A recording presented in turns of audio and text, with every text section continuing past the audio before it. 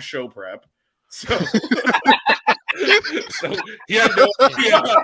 I just barely make it in. I'm sure you can tell, but we don't show. I mean, let's put the cards down on the table here.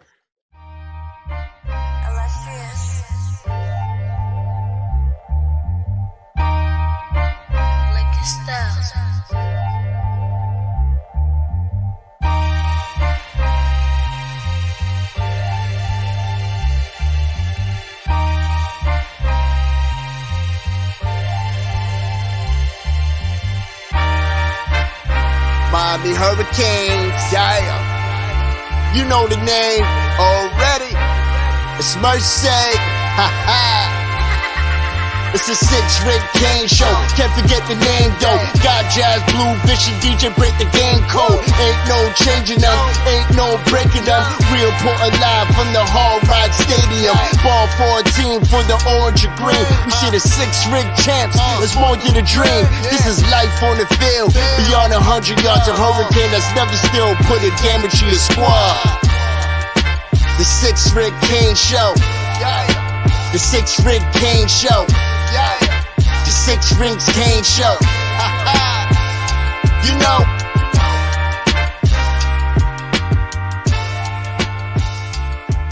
What's wrong with us? Seriously.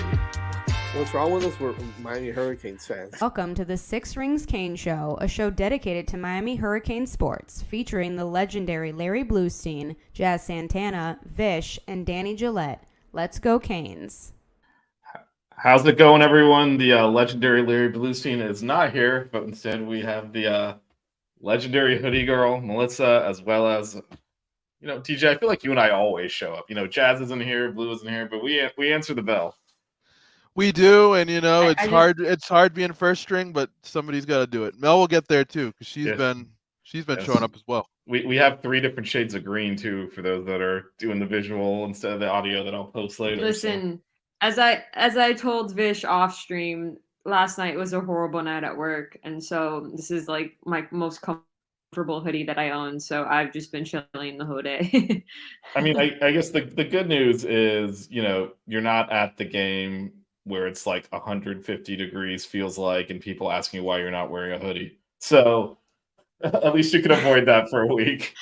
I did have a few people ask me why I wasn't wearing a hoodie at the last game, including when we were leaving the stadium. I had somebody ask me why I wasn't wearing a hoodie, but he was joking because I was like, it's 100 degrees. He's like, no. But they do make think there are people. Hoodies, so I need to. I think there are people that think you just are wearing a hoodie 24/7. Like there's no weather in which you won't wear a hoodie. My dedication to hoodies is pretty strong, but I also live in Miami, Florida, so my dedication to not getting heat stroke is a little bit stronger. That's fair. I was going to say, up here in New England, you can wear hoodies basically from January until April nowadays. Well, I mean, me and Vish are going to the UNC game in October, so maybe possibly it'll be a little cooler, but I'm not going to get my hopes up. Although Canes Hoops in December at Barclays, I can't, but Canes Hoops at Barclays in December has cool. Hoodies and lots of hoodies written all over it. That is going to be cold, yeah. 45 days. 45 days. Till Canes Hoops, yes. But tonight, 45 days till Vish goes crazy covering football and basketball. Men's and women's. But today we actually have a game. Bethune-Cookman's in town. Woo! So whoever decided to schedule this on a Thursday. Yeah, which was scheduled in the brief window where Ed Reed was the head coach of Bethune-Cookman. And I guess they thought that would get eyeballs. I don't know, because usually Thursday games are bigger ones. But, this is the game we're playing. So I guess I'll start with you on this, Melissa. So obviously we're going to win the game. So what are you looking to see the Canes do in this game? Like, what would you say, okay, that was a good use of the game? I'm looking for them to just jump out early so we can get our freshmen and backups more time. I want to get our starters off the field as quickly as we can. And then, yeah, go ahead, DJ. Okay, no, I was just gonna say kind of what Melissa just said right there. Play a clean first half, so you don't have to worry about, the second half necessarily. I mean, you don't want to come in with a mindset like that, but this is also a game where you want to test your depth a little bit and see what you have, because the ACC schedule is not going to be friendly coming up, and this is one of the only remaining times where you kind of have, I don't want to say a gimme game, but an easier game on the schedule. And if this lines up, the way we all want it to, hopefully Miami will be able to get some of their, backups in and things like that, because, the ACC schedule is going to be a gauntlet, and I don't care. Yeah, there's, North Carolina and Clemson and stuff like that, but when you have no bye week, every game starts to become a gauntlet, especially as you get into the later part of the schedule. Yeah, this is kind of one of the last. I mean, next week is Temple, which should be straightforward, but that is a pretty big step up from what we're playing tonight. This is kind of that's why normally you open with a game like this. It's the game to work on things and get a lot of people playing time. And so, yeah, that I think it's definitely what they'll be looking to do. Also, I think defensively, did give up a lot of points last week. Now, 2 of them were short drives, but there are also some yardage given up. I'm sure there's some things they like to clean up, especially in the pass defense, which, I don't think Bethune-Cookman's really going to threaten our pass defense, but, it'd be nice to shut them out, to be honest, and not let them score. So I've set that lofty goal of 0 points. That's what I want to see for the defense. Do not let them score. Also, I mean, we gave up some points. We gave up some points last week. I know 2 of them were short fields because of special teams errors, but also we started playing softer coverage in the second half to not give up the big play because A&M was trying to come back. So some of those points in that yardage was in the fourth quarter when we were backing off a little bit. So I don't want to get it twisted saying our defense needs, obviously there's always things to improve on, but our defense played pretty well. They played all right. We scored 48 points, which is why 33 is enough to, again, there's a lot of caveats, like you said, but 33 is definitely enough to lose the game. And they were driving again on the line. We intercepted the ball in the last play of the game, at the goal line. So again, it's not like it was obviously a good enough performance. And again, 14 of the points are really caused by special teams. But I'm sure the defense is like, all right, let's lock in this week and really shut them down, because they should be able to. So that's, like I said, I'm setting that. My assumption is we're also going to have a few guys out. I mean, I don't think Cam's going to play. We had Mesidor, Nigelique, and Dean all get injured in the last game. I'm assuming they're not playing this week. So it's not like we're having our full Fletcher as well. Fletcher as well offensively. Sure, yeah. But our depth on the D line is a bit smaller than our depth in the running back room. True.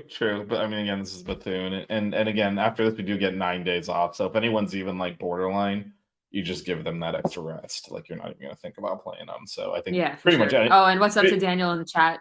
Oh, yep, Daniel, what's going on? Hey, Daniel, how's it going? From one game to another. All right, little topic change as we're about half an hour from kickoff here. So Canes got some news this evening. Some good news. So Armando, massive news. Armando Blunt, the 5-star defensive lineman, commits to Miami. DJ, why don't you give us a little rundown? Number 2.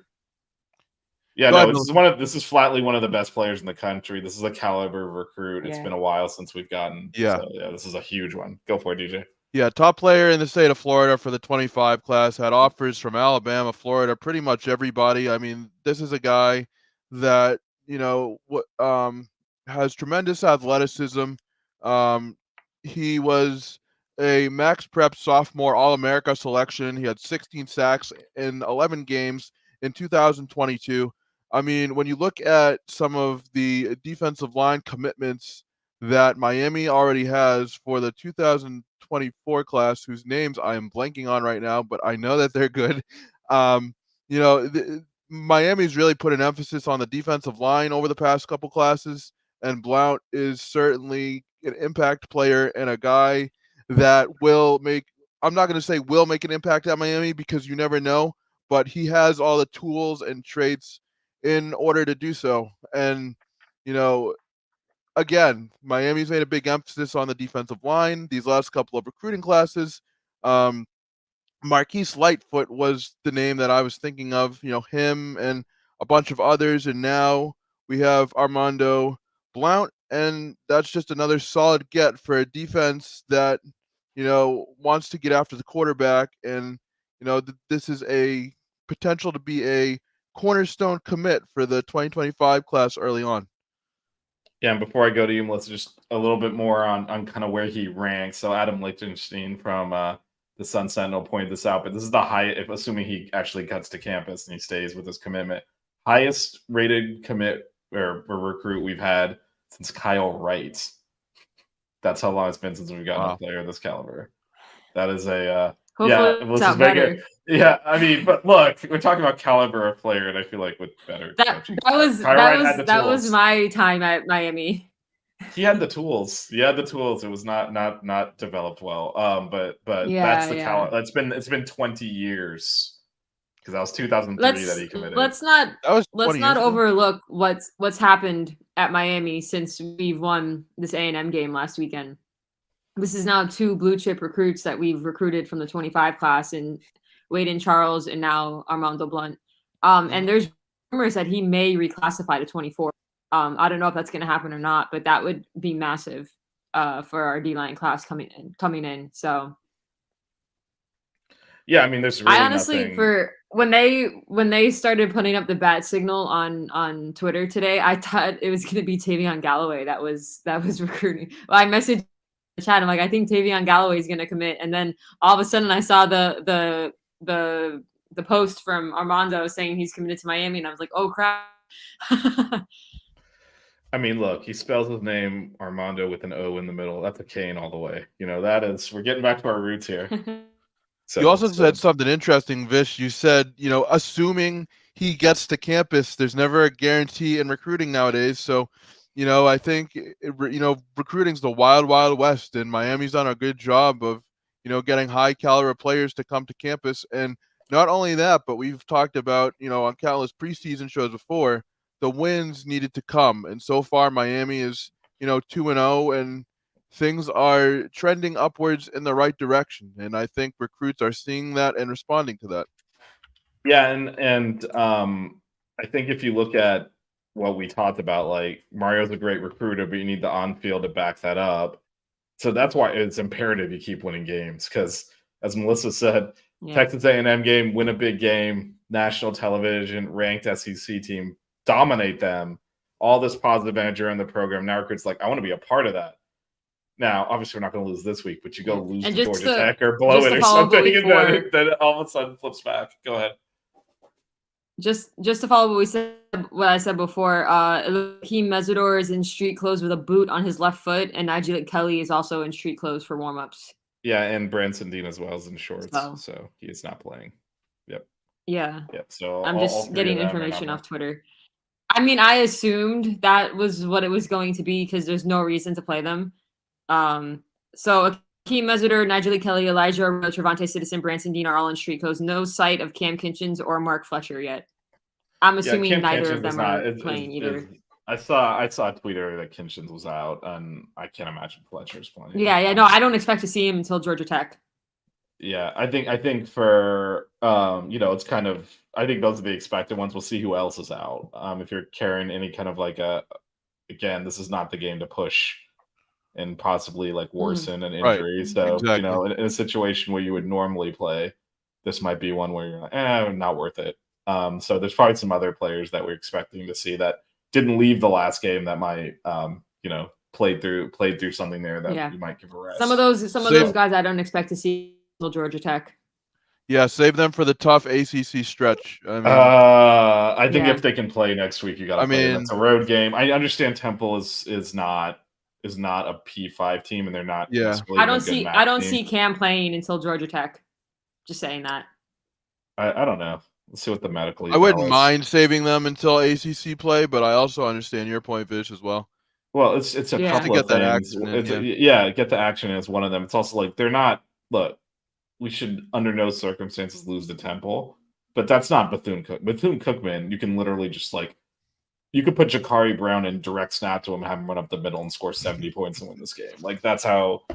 Against Temple, you do actually have to beat them. It should not be a problem to do that. But if you start resting are they better than Miami, Ohio? They're in the same conference. I think Miami, Ohio is supposed to be better, but again, they're not. They're in that same. caliber, you wouldn't have said sit all these guys against Miami, Ohio. So I think, and this is on the road, inexplicably. Yeah. So other than making it easy for me to travel to the game, I don't know why they did that. But so that one, I think if guys can play, you got to play them, because then you got a bye week after that too. To DJ's other point, if you sit someone out for Texas A&M all the way through the bye week, that's like a month without playing. You don't want to come out there rusty against Georgia Tech either. So that's true. I think next week it's a straight evaluation. This week it's kind of like if they have any kind of anything they're carrying, just sit them. There's no point in playing them, because this is not going to. Let's be real. This is not going to be a work of art out there on a 5-day rest coming off of a big game. Nope. This is going to be a little bit of a interesting game out there today. So, all right. So we kind of covered what we'd like to see. All right. I'm going to do the corollary of that. What would have to happen for us to come outside of injuries? Because let's not even jinx that. Knock on wood. Wood table. That works nice. What would have to happen for you? And I'll throw this to you first, Melissa. What would have to happen for you to say, we didn't really accomplish what we needed to today? Because we're going to win, obviously. But I'd say giving up more than like 10 points and not scoring at least 40. Okay, that's fair. So just that just whatever came to my mind first there. I think we should score a lot of points, and I think our defense should take care of it. Yeah, it's not an easy question to answer, because at the end of the day, what do you want to? You want to win the game, and we're going to do that. So it's like, okay, what caused us to come out of a win saying that was not good? So just to keep in mind, the spread is 53.5. So Melissa's target there of keep them at 10 or less and score at least 40 would actually be 20 points below the spread. So I think that was actually, I don't know, intentionally or inadvertently, 53.5. So I think you actually gave I think you gave an astute answer, actually, though, because, okay. I mean, if we keep our starters in for all 4 quarters. I mean, we beat them by 57 last year, keep in mind. We beat them by 57. And a Gaddis offense, yeah. So, I mean, but I think your answer was kind of spot on if you think the spread is accurate. So not covering the spread is I didn't not know that was the spread.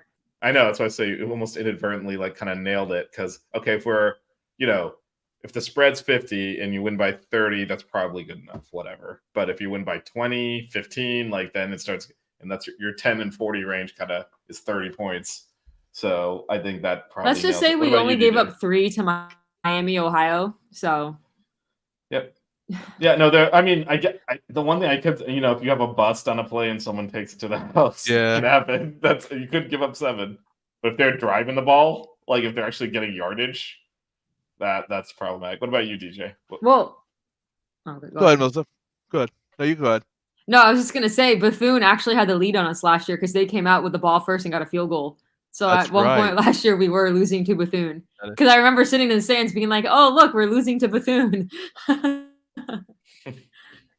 So go ahead, DJ. Little do we know that the MTSU PTSD was imminent. No. We're not even talking about that. No. Don't bring that up. But for me, I think I'm not going to go score, but not being consistent offensively, meaning not getting into a rhythm and making things more difficult than we had to be. Last week, I thought Shannon Dawson and Tyler Van Dyke did a nice job collectively of moving the ball down the field. Van Dyke played great. Dawson, like I mentioned in the show on Monday, had some great play calls in the red zone, including a nice little motion play by Colby Young. So I think, not seeing a consistent offense would be a cause for concern for me. I mean, Van Dyke had over a 72% completion percentage, I believe, last week. So, I mean, for me, it's not really about the score because, like you said, broken plays happen. But something that would worry me would just be inconsistency offensively, and then defensively. I don't see any reason why Miami shouldn't be able to dominate this team. But, I mean, if we see broken plays in the secondary, yes, they happen. But if it happens consistently tonight, for example, that would be a cause of concern on my end on that side of the ball. Yeah, the other thing I would add to that, definitely any kind of consistent mistakes, because actually that is how Bethune got 13 on us last year with some busted plays and all, and then that was something that we were plagued by the whole year. Now, obviously, this time we've already played well twice, so we've already played. I would say only the Georgia Tech game last last year was even in the league of the 2 games we've already played this year. So we've already proven we're frankly playing better football than last year. But yeah, bust would be a concern. The other thing I would say is if we don't have the opportunity to get a lot of receivers to catch passes, I think that would be a missed opportunity because I agree. Because George, Young, and Restrepo have caught basically all of the passes this year. Yep. If you look at Miami of Ohio and Texas Horton A&M had that one beautiful touchdown pass, but other than that, and then McCormick had 1, and then even the same thing against Miami of Ohio too. Those 3 guys were doing all of the heavy lifting, which is great because we have that. Harrell did have 1 catch. Tyler Harrell had 1 catch in the Miami Ohio game. Yeah, but I mean that's what I'm talking about. The other ones are putting up huge numbers. Yeah.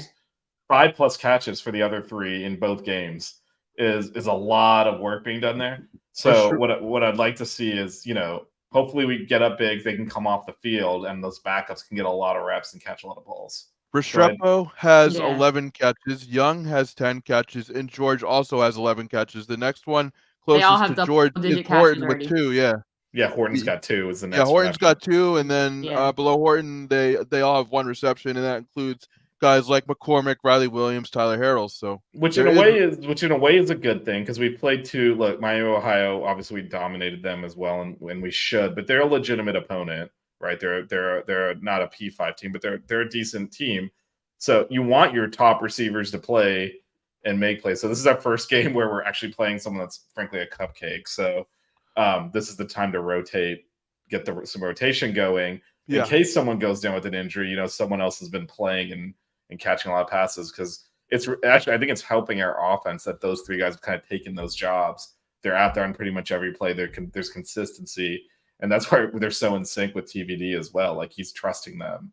And I think last year we over rotated. It was just constantly rotating new guys in, and there was never that rhythm. You also have to if you go back and watch the A&M game, I've watched it multiple times. Colby Young coming back to the ball multiple times. Some of the catches that Restrepo has made, like the window that Tyler's throwing the ball into, there can be no mistakes. And even though Jacoby had a drop and whatever, Tyler threw across his body to Jacoby in the end zone. Jacoby had to kind of improvise because Tyler was running over. The 3 of them, you can tell he's earned Tyler's trust. They're doing all the right things and making all the right plays. And yards after the catch is ridiculous. I forget, someone said the numbers for our yards after the catch. I think it's over 200 yards or something already for yards after the catch. They're breaking tackles and making plays. You also saw last year, and I hate to keep referring back to last year, but I think this is an important point kind of when Restrepo went down, we had trouble moving the ball offensively and finding a go-to receiver until Young emerged later in the year. Now we have 3, but if they're, hopefully not, but it's football. If an injury were to occur, it's good to get, some of the, I don't want to say lesser guys, but the ones who have produced less involved, so there isn't as big a drop within the offensive scheme and things like that in theory. Yep, no, definitely. Hey, well, hold on a second. So there's 1 woman and 2 males. So who's the other studette? Because you pluralize both, man. So I'm both. I'm a studette and a stud. But that doesn't solve the problem because there's 2 males on it, so I assume also, DJ and I were the studs. With Jazz, Pat, I would also be remiss to say that Blue would be ecstatic that DJ has the fan on. That is a good point. That is a good point. You're gonna get some other kind of wind up there over the weekend, apparently. But yeah, I know. The bad kind of hurricane is coming to town for you. But yep. Yeah, no. The other thing. Leave it to Vish to get technical. Shocker. The bad kind of hurricane. It's what I do here, man. Are you new to the show? I feel like you've been on this panel quite a few times.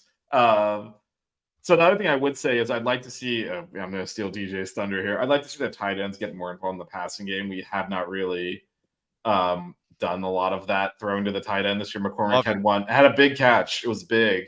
But he had 1 catch, and I think we threw 1 time to the tight end against Miami, Ohio. So feed the ball to the tight ends. Well, it's just I'd like to expand out the offense. Yeah. This is the opportunity to kind of work on some things. Yeah, absolutely. Davis has a nice group of names there for a possible DB class for 25. I wouldn't mind seeing all. Yeah, I mean, he's not asking. He's telling will be. So speak it into existence. Yeah, man. he's any of those names speaking it into existence for sure. Hey, listen, we got Blunt. I'm if we get Aiden Breland to commit. I mean, Aiden Breland's because we're in his top 3. Yep. That would be insane. I mean, just keep winning and look good doing it like we did on Saturday, and people are going to want to be part of this. It is. I keep going back to this. Mm-hmm. It is a cool brand. Despite my efforts to make it less so. It is a cool brand, right? I mean, people want to be part of Miami. Like the U logo carries weight. Like they want to go up on TV and say they're from the U. Like nothing else is like that. As much as we're homers, that is a reality. Unfortunately, the football we've been playing have been making business decisions. But now if they can see that next step and see, hey, I can be part of that and we can win big there. That is a hard proposition to turn down. And so, like Melissa pointed out earlier, you win a big game, you start getting the top end recruits now, the top end commits. But you and we have to keep it going. Yeah. You go lose to Mario knows how to recruit. If we start winning, then I mean, he's already good at it. I mean, we should be getting top 5 classes every year. So hopefully we keep winning. We've got, 2 games we should win and then a bye and then ACC scheduling. And I'm telling you, if we look good against UNC, assuming we go into UNC undefeated, which we should, if we beat UNC and we look good versus UNC, I might start to get a little hype. I'm keeping it tame for now, but if we beat UNC on the road, my Twitter trash talk might go up. Might go up? I don't know if I can do that. What do you mean up? Most of my trash talk is about hoops, though.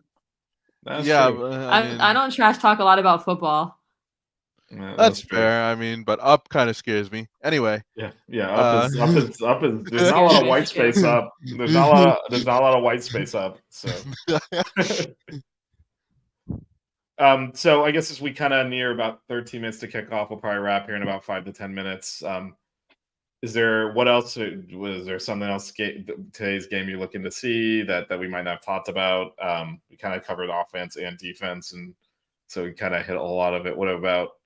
I mean, it goes without saying, don't want to give up anything in the special teams, especially last week was hit and miss. Obviously, Burchard's return. Burchard saved it. Yeah, but the rest of the special teams was not good. We even missed a field goal, so wasn't our best. It was a 53-yarder. It was a 53-yarder. I'm not give Borgas a break. I'm not killing the kid for it. That's why I said even, because like it's shocking when he misses. Yeah. But if you're wow. This can be read multiple ways, Al, and I'm choosing to take offense. I'm going to take the high road, especially on this one. Not that we don't love Melissa, but that Class hurts. Up your show. That hurts. I think you're misreading. I think it's Jazz's absence. Hopefully, he's still watching. That's causing the class to go up. So, let's be. No, I think it's Blue's absence that's causing the class to go down. I mean, we literally landed like the top recruit we have in 20 years, and Blue is watching high school football right now, so he could not be on the show, unfortunately. I know, right? People probably came onto this hoping for Blue's analysis. Time to shine for him, but yeah. So I did ask Blue in the chat if he could give me a cheat sheet, but he didn't respond because he's busy. He's got today. There's a Thursday's a big. They moved a lot of the games to today because of the Jewish holiday tomorrow as well. So there's just a lot of football going on. And so, yeah, Blue is occupied with one of his 7 other jobs tonight. So this is the crew that you will get. I will say, any last things? Go ahead, DJ. I will say that last week we only rushed for 77 yards on 24 carries. Now that was that was a solid defense, but I'd love to see the running game get kind of going. Maybe 95-ish yards. Parrish led all running backs with 50 yards. And so, there was a little bit, of stalling in the running game. Granted, the passing attack obviously made up for it, 374 yards, but I'd love to see the running game kind of get going and, using that stable of backs to really kind of control the clock and, get more reps in before the ACC gauntlet. I think you will. I think it's more of just Dossie taking what the defense is given. Yeah. If you look at the Miami-Ohio game, we ran a ton because they were playing back and coverage a lot and weren't stacking the box, whereas A&M was playing to stop the run based off what they saw against Miami-Ohio, right. And we went vertical. So I think we've shown that we can do both. And if they're going to – if TVD had all that time last game to throw, my only assumption is he's probably going to have more time. So why not air it out? But again, we have a stable of running backs, so I can definitely see us running the ball a lot too. It's nice to have a coordinator. I think we will probably look to run the ball and keep it simple, because if you look at Miami of Ohio, that's what we did. We intentionally kind of didn't open the playbook up, and I can't imagine we're going to sit here.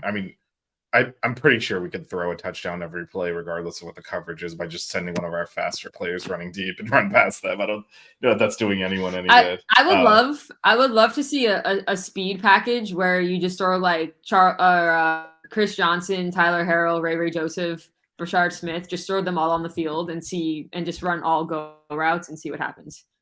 It's nice to have a coordinator that will actually make adjustments in a game plan according to the weaknesses of defense. That Jacoby George motion play in the red zone, I swear I almost shed a tear watching how beautiful, like, to watch a functional red zone offense. It was such a beautiful, and then apparently it was Coach Miraball's idea to run that play from what I was reading, because they apparently ran that at Oregon in 2018. There's clips on Twitter if you look of them running. It's the identical play. They run it, and they ran it at Oregon. Couple other things. It looks, but it was ran perfectly. Yep. No, it was a walk-in. Anytime you can walk into the end zone, you executed well. Couple other things. So it looks like, and I wasn't expecting him to play, but Trevante Citizen also confirmed out. So you mentioned Chris Johnson. There might, you can play 4 games and still redshirt. So this might be a game where he gets the ball, so he gets out there and plays, because I was just getting a notification that Coop stream is starting. If anybody wants to watch a good in-game stream, check out Coach. And then Chalupa, Batman, and John from Cafecito and Canes have a halftime.